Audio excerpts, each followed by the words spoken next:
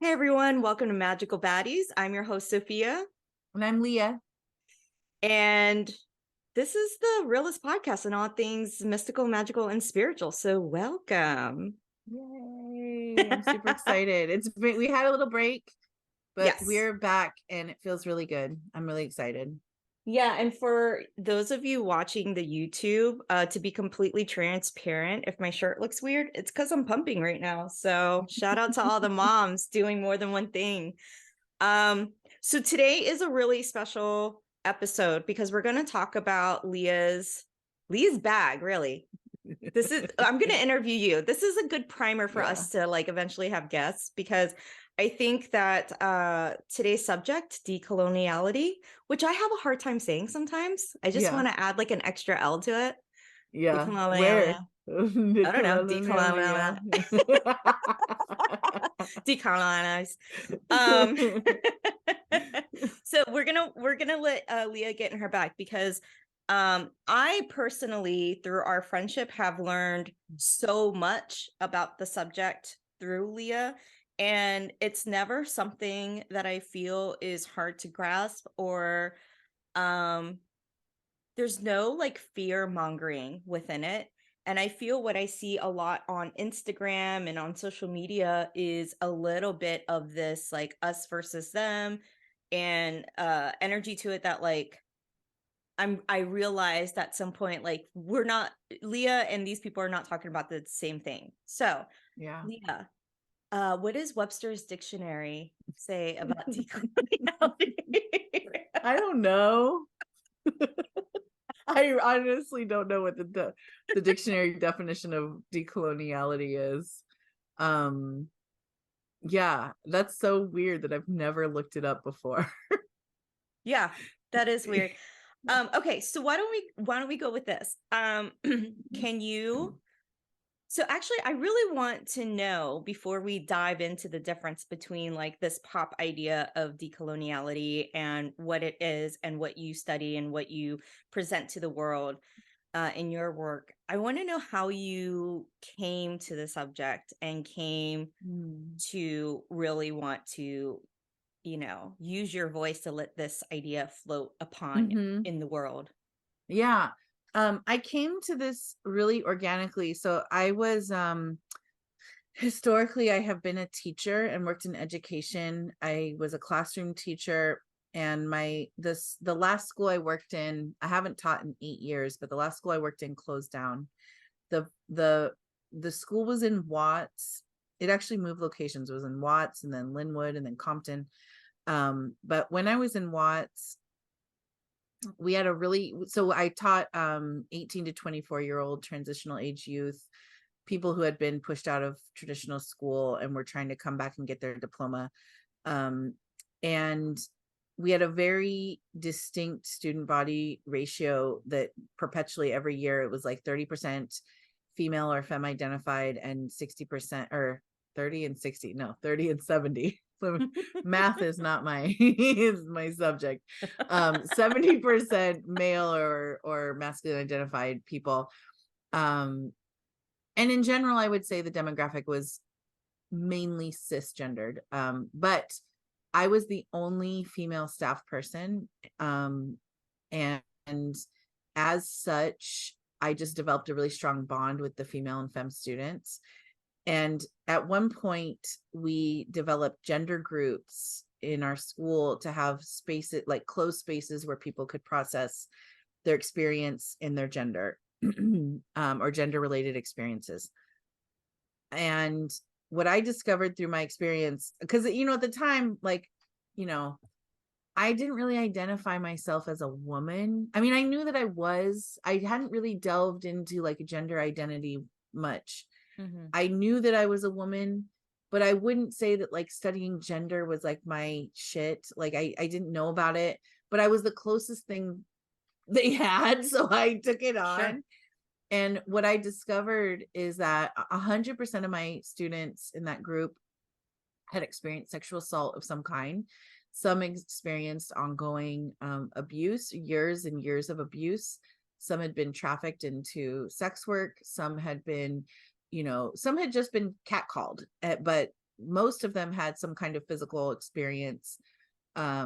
Some, I think one of them had a baby that was a product of a rape situation.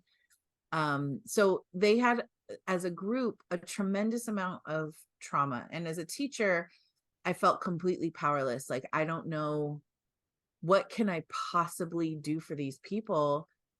Nothing.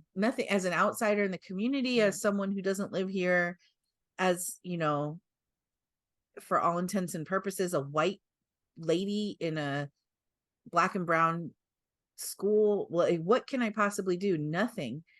And what I realized that was a common theme for my students was that they really had like no trust in their own internal knowing, in their own intuition. And so we started doing a lot of work around starting to develop your intuition, and not like in a witchy woo kind of way, but like in a real practical way of like, when something feels off, what do you need to do to listen to that? Or like when something Yeah. feels like you know, when you're getting a little bit of extra information that's not clear, what, but it's not evident, but like you just know something, how do you trust that? Like, for instance, I had a student tell me that she was assaulted at the public library because she had gone there at like 8:30 at night, because you can still use the Wi-Fi if you sit outside the library, and she was trying to use the Wi-Fi on her phone, and she knew she shouldn't have been there because it was dark and she was by herself, but she didn't listen because she wanted to get on the internet, and she was assaulted by two men. And so this is not to say, well, you should have listened, it's your fault. That's not what this is. But like, how can you develop a really strong, comfortable relationship with your inner knowing and know like, all right, tonight's not the night I go use the internet at the library, or I'm not going to go by myself, or, you know, whatever. Yeah. And so I started exploring like, how did this happen? How did like a whole community of women learn to abandon their self-trust? And what that took me down is like and for myself too, like I didn't grow up being like supported to trust myself. In fact, I grew up in a household where like you only listen to your dad and he knows everything for you and that's it. So I went down this, you know, kind of rabbit hole of my own research, looking at the, you know, the way in which like our corporate government has established a culture through both, you know, social norms and media, and also policy and law, that demand that we yield our power to the state. So for example, you know, like along I think it was in the 80s, there was like a lawsuit at McDonald's where someone got a cup of coffee and they Mhm. spilled it on themselves and it was too And they hot, burned. Yeah. and And they that's burned why it says themselves. too hot on the side of the Yeah. coffee. Yeah. And they sued McDonald's for serving hot coffee. And it's like, I'm not, so that if you take that lawsuit, it's kind of like a emblematic of like how our society is like, I can't think for myself. Like, tell Yeah. me what I should think about this. Tell me how to have common sense, because we have already yielded that power to this greater society. So now we need like the legal infrastructure to like literally tell us what to think and how to have common sense. Um or like one of the things I would talk about with my students a lot was like, you know, we love to be critical of like European beauty standards. We love to, you know, like really be critical of how bad and how toxic it is. But what we often miss in those arguments is that like somebody's literally making money off of our taught insecurity around our beauty. Like the hair removal industry. I forget how to say it. Like you can't say decoloniality, and I can't say depilatory, like the hair removal industry. Yeah. Like the idea that your body with hair is so unattractive and unnatural that you should be hairless as a woman or a femme. And that now like there's anything from shaving to waxes to creams to laser to like so many methods to remove hair, and it's simply for beauty. There's no other practical reason. If, Yeah. like, and I'm not blaming anyone. Like, now that we know it, I still shave, like like, whatever, I know it and I still do it. But somebody is making money off the fact that I'm insecure and I'm going to continue to buy these products and consume these things. So I just went down this rabbit hole of like, wow, us yielding our power, our inner knowing, not trusting ourselves, is actually making somebody money.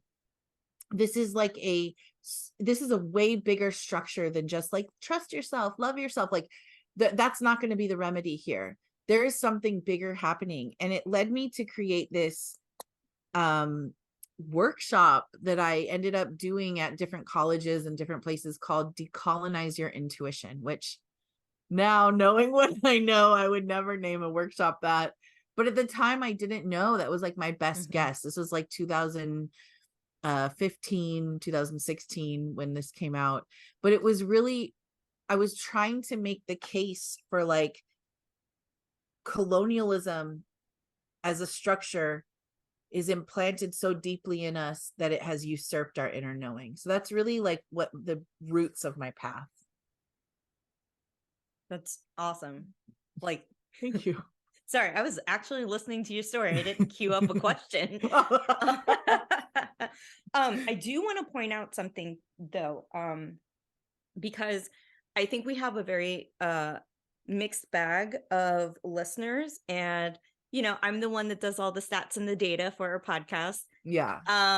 So one of the things that I think is really cool about our podcast is who we are, right? And you and I, and both of us really felt like we were on the outside for a long time. Yeah. Probably still do. Yeah. And both of us, the way we identify, because we're both mixed, I think gives us a very interesting perspective and experience in this world, because there's a part that's not belonging for real, and then there's also a part of us that can kind of mold into different communities. But for those that are not Black and brown or Indigenous, and Indigenous is a lot broader than Native American, I want to clarify to some people that when you are in those communities, regardless of your background, if you are not Black or brown, you are white. And I think that that is important to mention, because I think we're going to get into the race factor around decoloniality, which I feel like it has like a really heavy weight or stigma on the word that doesn't necessarily truly connect to its meaning and its purpose. So do you want to get into that? I think like I learned that being a teacher, like I did my student teaching in South Central and in Compton, and I would say, the majority of students in South LA and Compton in LAUSD are Black and brown, the majority. And in the schools where I did my student teaching, it was 100% Black and brown, so Latino and African American. And I think like, one of the things thankfully that we did in my teacher prep program at UCLA is we had to really explore our positionality. And positionality is like a way of looking at identity that one, it's intersectional. So you're looking at all of the intersections of your identities and how they cultivate the person that you are. But you're also looking at how those identities come together to position you in a power dynamic in your surroundings. So when I went into Compton, I saw my colleagues, my other classmates who were like white teachers or light-skinned Latino teachers going into spaces with Black and brown students, and the students would only see them as white. And white started to mean other things than just phenotype or skin color. It started to mean your proximity to wealth, your proximity to education, what kind of language you use, what kind of food do you eat. And so when people talk about white supremacy culture or white culture, it goes beyond race. It goes beyond simply a racial distinction to cultivate like the identity of whiteness. And you don't have to be white. In fact, that's why whiteness is so powerful, because it lives in bodies of color, even if, you know, like it lives in other people. It's so powerful because it lives in all of us in certain Right. ways. I knew right off the bat, I saw people going in, it was like, I hate when people make analogies of like the education system, like war, like you're in the trenches. I hate that shit, because you're like, no, dude, I'm with kids. Like, No, but I'm in it, education. yeah, exactly. But it it did feel like I saw people going in like on the front line and just getting shot down by these students because they were calling them out as white, and then they would try to fight that and be like, actually, I'm da da da da da, or my, you know, I grew up in this community or that community or whatever. And I was like, I'm not doing that. Mm-hmm. That's not going to be my way to make, I'm not going to make a connection with students by me claiming like, watch me rap, guys, look at how Yeah. good I can rap, like I'm just like you. That's not going to be my way. So I didn't ever fight them. In fact, there were like, I didn't tell students that I was Mexican sometimes. I just like, I, you know, like I remember like just like they'd overhear something and then I respond to them in Spanish or something. Or like, you know, I wanted to show and not tell, because when Mm-hmm. we're told something, it's like, I don't know, like it's hard to believe something when someone says it, but if someone shows you, then it's like, okay, I can trust you a little bit. So I really adopted the understanding that like, you could be whatever you want when you're at home, Leah, but in this classroom, you're a white person Mm-hmm. and you come with a lot of things that these kids do not have access to. And you can either recognize that and not run from it and not be ashamed, or not play it down, or you can play it down and ignore it and then have a weird inauthentic relationship. So yeah, Yeah.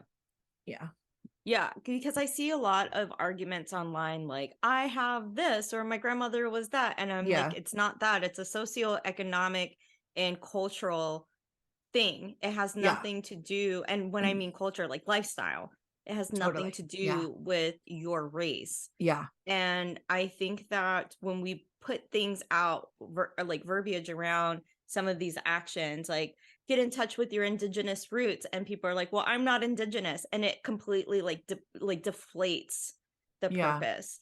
yeah, Um, so decoloniality, what does that like really mean to you, or like what yeah, you study? Like, how can you wrap that up in a package for listeners?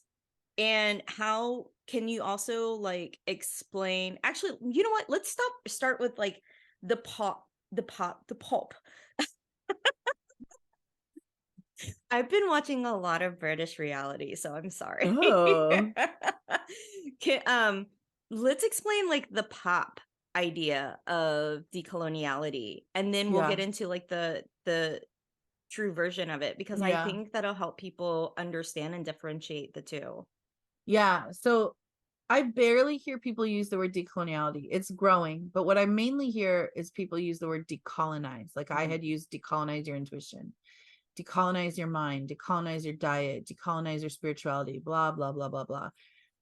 What I think people mean when I see what they're doing,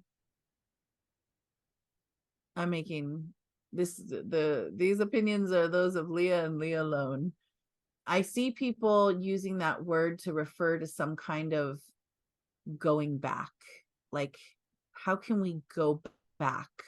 I hear that word plain paired often with words like reclaim, Mhm. indigenize. And I am not mad at that. Mhm. But I also hear that paired with, if you have indigenous roots, you can do that. And I have questions about that then, because who doesn't have indigenous roots on this planet? Whose roots have been obscured through the process of colonization and colonialism? Whose family trees have been completely obliterated from the record on purpose in order to make people either colonial subjects or colonial objects? Who truly can reclaim? And then for the people that are reclaiming,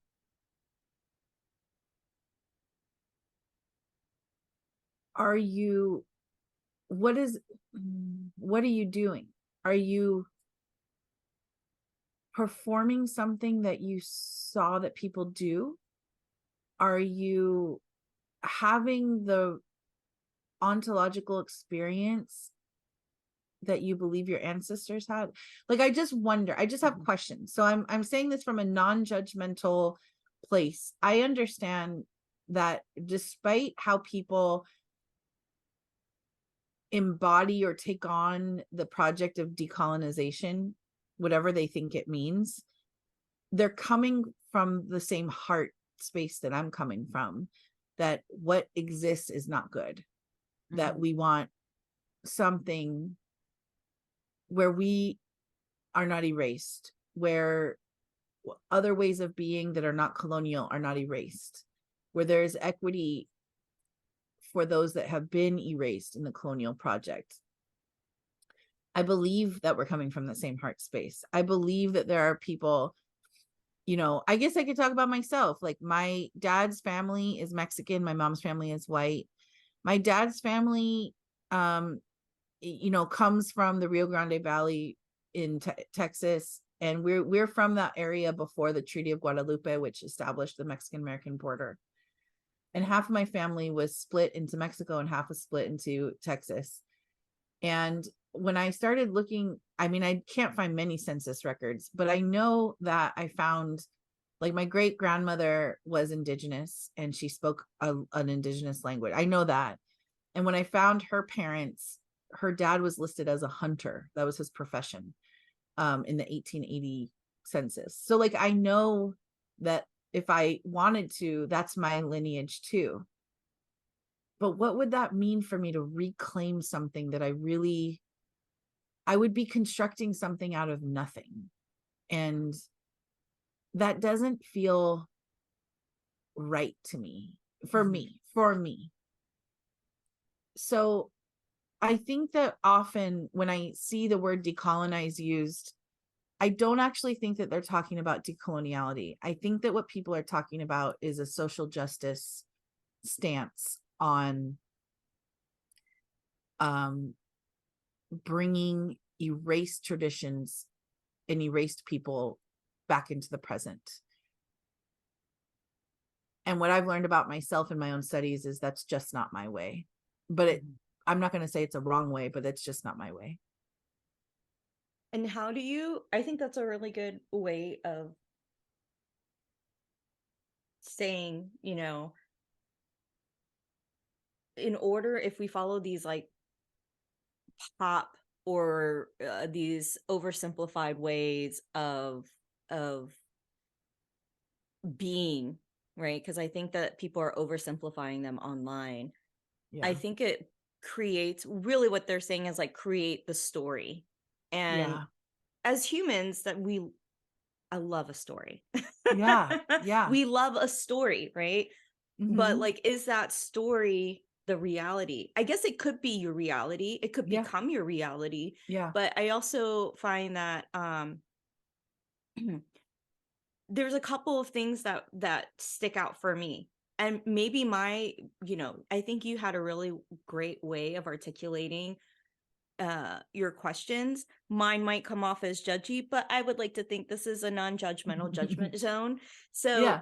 but Yeah. you know, how do these ancestral ways of being, regardless if they are real and researched or stories, because even if you research the totality of it, it doesn't necessarily mean that your ancestors took part in it, right? Yeah. So um how does that connect to your modern reality? Yeah. And Yeah. also, why does it feel so isolating? You Yeah. know, I feel that when I see these things online, there's people like floundering and grasping at any way to connect to this idea. So that's saying, like, you know, people posting like, well, I have old Italian roots or I have this. It's like something that's non-white to connect to this Yeah. idea and validate their existence. And for me, I don't believe that spirituality is or should be departmentalized or compartmentalized. Yeah. And I think that creating this line, or it's that what is that theory where if you start at one and you go so far you end up on the other side, like it Yeah, like the, becomes like yeah, that a horseshoe. yeah, like a whole Yeah. horseshoe of um I can't think of the word, but Yeah. I I know what you're agree. talking I about. agree. It's like it's a social justice, and it becomes Yeah. like we are better because we are connected to this Yeah. idea, or we are connected by a race or whatever.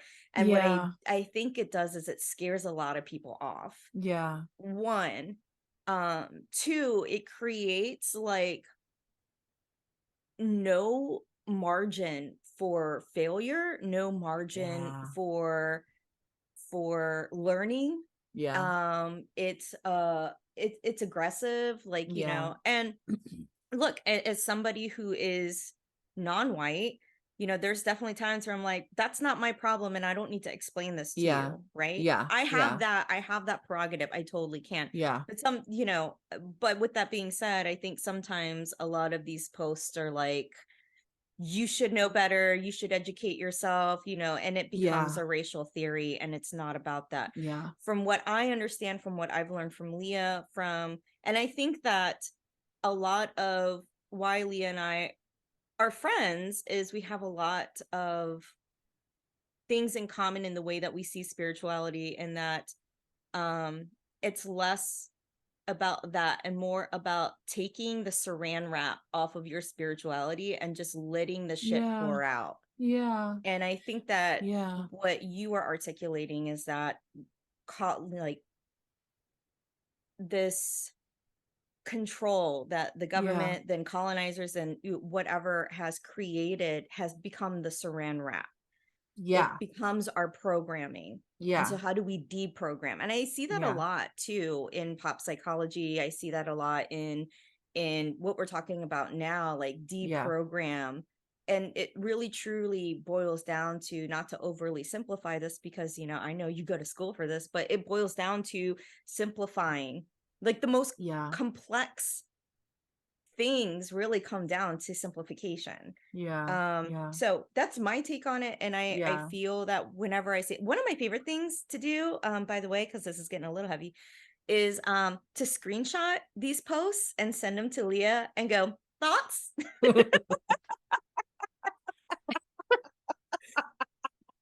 The DMs are private. You'll never see what's in there. No, no. Yeah. So really quickly, I keep referring to social justice, and you might think, people out there might think that social justice and decoloniality are the same thing, and I don't recognize them as the same thing. Just to put it real, like, simply, to me, social justice is an attempt, it's a project to develop and bring equity into a system that is actually inherently inequitable. So like, social justice might ask for us to close the wage gap between men and women, but social justice is not addressing why do we have to labor at all, who invented that, why do we have to spend our lives laboring. Decoloniality to me is looking at the system itself is broken and what else is possible. So for example, one of the examples I always try to give people that's like, I think a simplification but will help, is like when Jay-Z and Beyonce were like the spokesmodels for Tiffany. Mm-hmm. Like that was like a huge moment because these two Black creators were now the face of this incredibly elite luxury brand. So now we have, people who in our country historically were enslaved are now the models for wealth and beauty and power. It's aspirational, but nothing about that ad is looking at where do the diamonds come from? What indigenous people suffered at the hands of the diamond mine industry? what's happening to the countries and the land that these things are being, extracted from.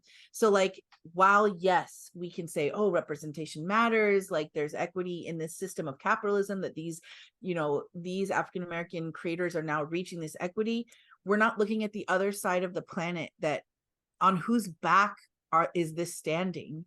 And decoloniality asks us to look at the whole thing. Does that make sense? Is that like kind of clear? Yeah, I Yeah. think so. Okay. I think Okay. I think I that mean, it's very simple what I just said. It's essentializing, really. right.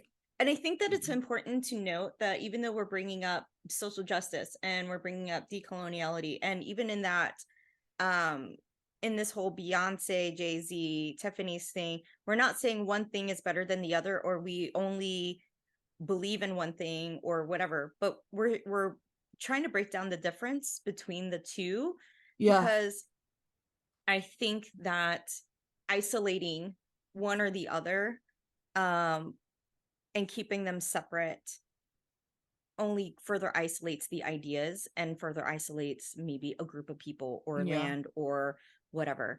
Yeah. And I think that's important to say, because there's I definitely actually times do. you do. I don't fuck with social justice. I Yeah, don't do social justice anymore. I'm right. not interested in it at all. Yeah. But that's okay. But like, Yeah. that's why I said these are the Yeah, views I'm of like, Leah and Leah alone. yeah, I'm trying to like process that, because I Well, feel like I feel like mm, okay, let's see it in this way. I know you don't, because you post about that a lot, or not a lot, yeah. but a decent amount. Yeah. However, I think what has to be clarified in knowing you is that you definitely say like these things are fucked up or that's fucking stupid. Yeah. Yeah. Yeah. So let's clarify that. Yeah. Yeah. Because you can definitely say like, I think people can say that and then take it as like, so you don't think this whole shit is fucked up, like, Yeah. No, that's not at yeah, all what I mean at yeah, there we all. go. I don't I no longer orient toward a social justice agenda. I orient toward a decolonial agenda. Boom, Toward a there we go. decolonial. Yeah. So it's not that I'm just like, fuck social justice, let's go party. No, I mean, I said we're definitely gonna party, but like, I have made the leap to like, social justice is just not enough for me. It's Yeah. not enough that like, it's just not enough for some element of the inequity to be rectified, and then there be suffering all over the rest of the planet. That's just not Yeah. enough to me.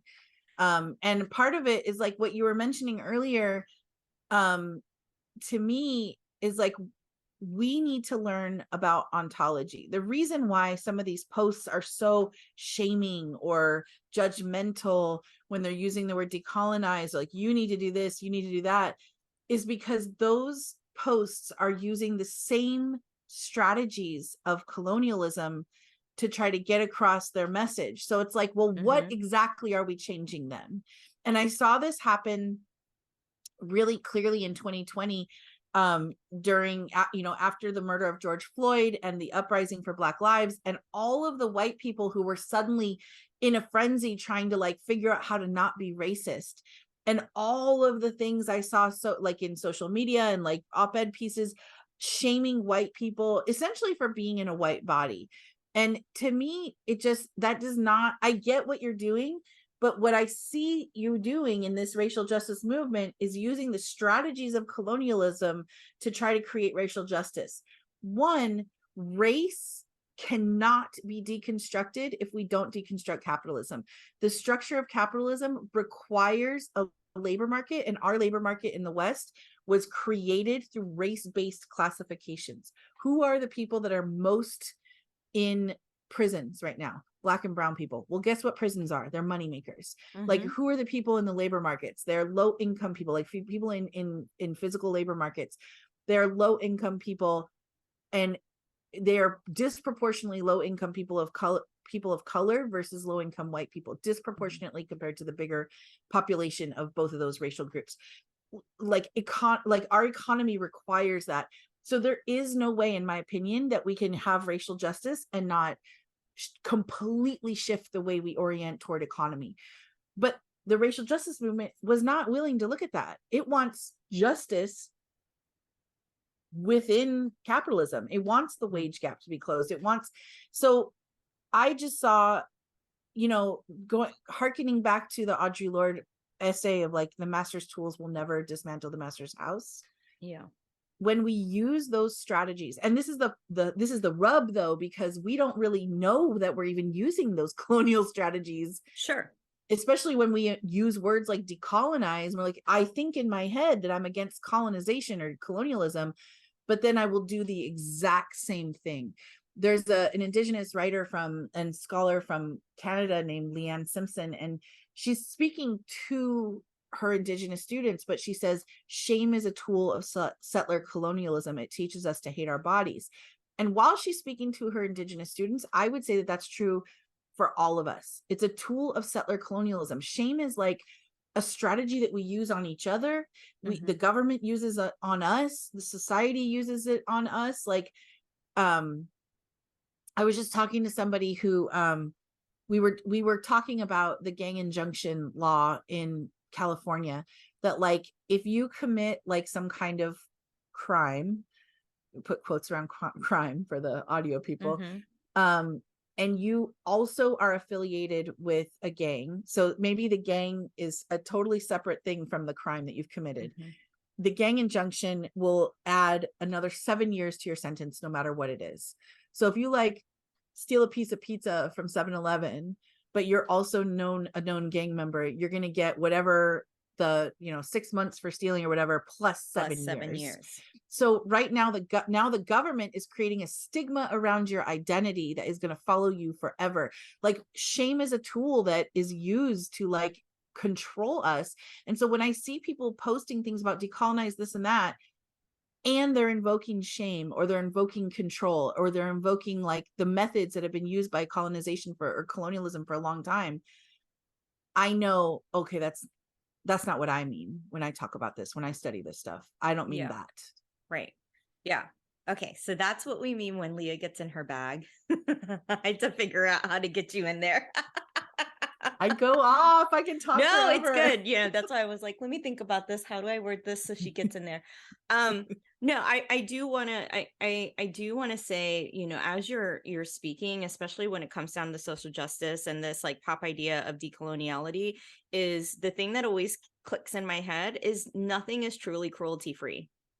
Like in Tell this me. world. Tell Like me more. I just feel I just feel that in a lot of these posts that I see, it's like, reclaiming our indigenous roots, doing all of this and trying to dismantle an idea with what you're saying, like with the same ideas that are given to us and created around us. So we're taking from our environment and we're taking from our experience and then placing it on another group or another experience. Because you are trying to de-crueltize your situation doesn't mean that cruelty is not placed on another. So no matter how you do it, even if it's like reposting because you like the idea, nothing is cruelty free. Somebody is going to get hurt somewhere, right? And I think that a lot of times in social justice, there's a huge isolation and a cruelty placed on others. And I know a lot of it's saying like, well, others are cruel to us, so we're going to be cruel back. But like at some point, where does the pattern end? And you can't end the pattern. Like you said, you can't end the pattern with the master's tools. And so I think it on a spiritual level, because I can only speak from a spiritual level. I can only, I can speak from many levels, but in terms of decoloniality on a spiritual level, from what I understand, from what the Akasha has told me, from everything that I have learned since COVID, is the saran wrap has to be ripped off and we have to start thinking outside of the box to create new ideas and new motives and new ways of being. And that sounds so huge.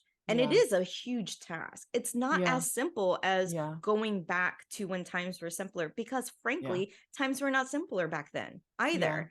And I think that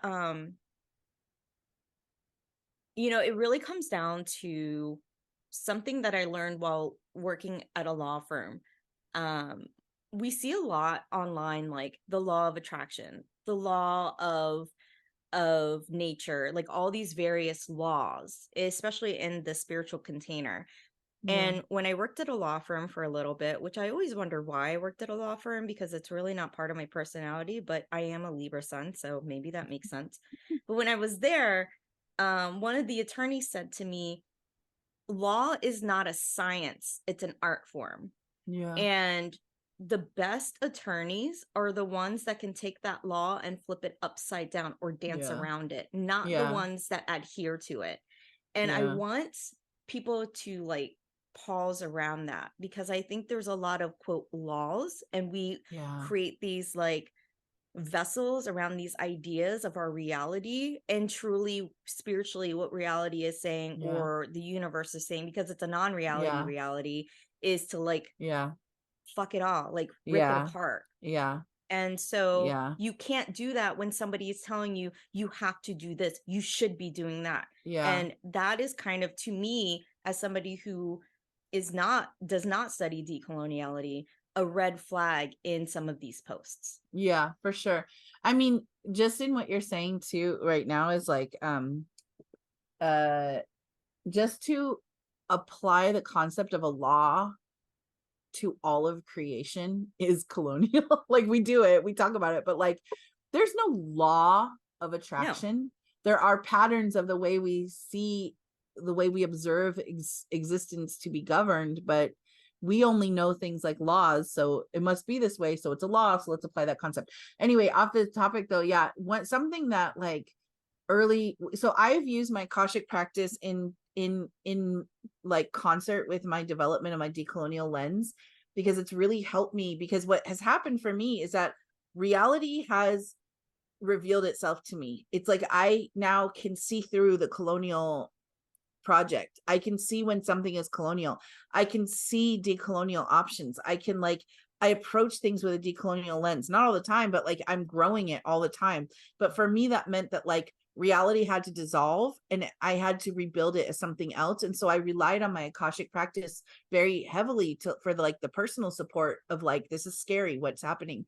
Mm-hmm. And one of the things that I remember my records telling me is that, because I asked about like, why are people so critical of love and light? You know, when like people offer thoughts and prayers or love and light when something tragic has happened. And they're like, because if they really knew, he's like, they're not, he's like, if people really knew, or why are people critical of when people offer that? And they're like, if people really knew the power of love and light, they would understand that they're not talking about the same thing. Yeah. Love and light is all there is. It is the center of the war, is a place of love.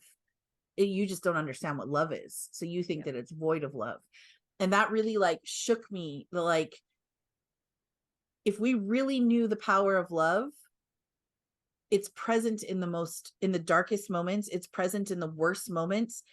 And if we could embody that, we would learn how to be relational with each other, and we wouldn't need shame. We wouldn't need control. We wouldn't need the master's tools to keep the status quo. We would know that relationality, our connection to each other and the planet, is the thing that will allow like a harmonious way of being, a living system to emerge. But we don't know it because we are deeply colonial. Yeah. We're, you know, and I'm not blaming anyone, but yeah. Yeah. Awesome. I think that was a really good way of segueing into segueing segueing Penguin? into the spiritual aspect of it. Um, Yeah. Should we save so that? I what's that? Should we save the spiritual aspect for part I two? think so. Yeah. Yeah. So I think that this was a really good intro to decoloniality, because it's a lot. There's a lot more to it than we can cover in one episode. Yeah. And I think that it's really important in this day and age to really get the raw reality of what it means and how it can be applied Yeah. and what it is. So we're going to do a part 2 and really dive into it. Yeah. Um And I'd like to share like a definition for it, because we haven't really done that. And I think it's a slippery word to grasp onto. So I would like yeah. to give people that in the next episode. Yeah, so we're really going to define decoloniality in the next episode, and I think we're going to try. I'm speaking without talking to Leah. I think we're going to try to release that episode a little sooner so it can go hand in hand and people can really dive in and not Yeah. forget how this goes. So we're going to try Yeah. to make that happen because we usually release once a month. So I'm going to try Yeah. to get it out quicker. Okay. Um, but with that being said, I think that that's a good way to start with decoloniality. Yeah. And I want to thank Leah for Oh, all of her work and all of her courage in saying, like, and just being who she is and putting this work out, because I know that what she does and what she says and what she posts does rub a lot of people the wrong way because the masses have an idea of what it is. And yeah. that in itself is decolonial, I believe. And I think that that is one of the reasons why she's so fucking awesome, because a lot of us can have these ideas and have these thoughts and have these beliefs, but are so scared of being looked at like we have three heads. So thank you, Yeah. Leah, for Thank doing that and for you. being you. That is just so kind. And I receive it and I accept it and I won't reject it, even though compliments are very difficult. Thank you so much, Sophia. You I know what's appreciate you. I read is that somebody said, in terms of compliments, is I'm giving you your flowers, whether or not you want to take them or is up to you. Yeah, that's real. I That's a mean, good yeah. one. Yeah. But I'm trying to like receive more. Like I wouldn't want you to give me flowers and then they just go to waste. I No. want flowers. I want lots of Yeah. flowers. I Yeah, I know love you do. flowers. Yeah. Yeah. Yeah. All right, everyone. Okay. We want to thank you guys for Yeah. guys, goyles, Yeah. gals, goys, all of them. Thems. Yeah. Friends, for joining us and always listening. And please continue to give us a 5-star rating and comments or send Yeah. us messages. It really helps, honestly. Yeah. Like, I'm really blown away by the amount of listeners we've had in just a few episodes. And I, from the bottom of my heart, want to thank everybody, because for somebody who is constantly looking for meaning in her work, um, it helps and it's awesome. Yeah. And I really love this podcast. So thank you Yeah. all for doing that. We do And we're have a gonna Patreon. Oh, go yeah, ahead. I was gonna say we're gonna plan our first Patreon meetup Live hang. soon. Yeah. So So you should join that. yes. And we both have the link in our Instagram bios. So Yeah. at Crystal Altamira, at Divine Void Sophia, you can just click right on and join us. And it's only $5 a Yeah. month. Yeah. So I mean, Yeah. that's nothing. At this Yeah. point, that's what my iTunes takes out, and I don't even notice it most of the time. Yeah. iTunes.